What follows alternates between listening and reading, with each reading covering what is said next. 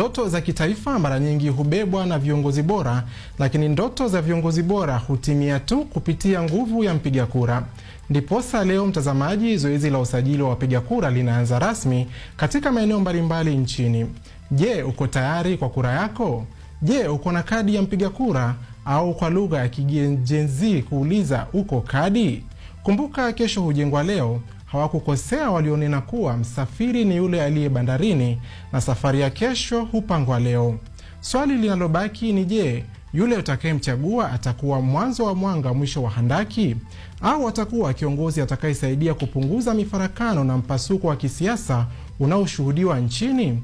Ama basi awe kiongozi anayejali maslahi ya wananchi badala ya kutoa ahadi hewa miaka nenda miaka rudi.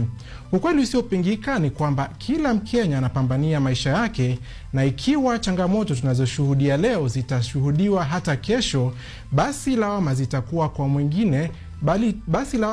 mwingine isipokuwa kwangu mimi na kwako wewe mtazamaji. Kumbuka, suluhu ni kura, majuto ni kura, na mafanikio pia ni kura. Epuka sana kauli ya laiti ningelijua, kwani majuto ni mjukuu huja baadaye.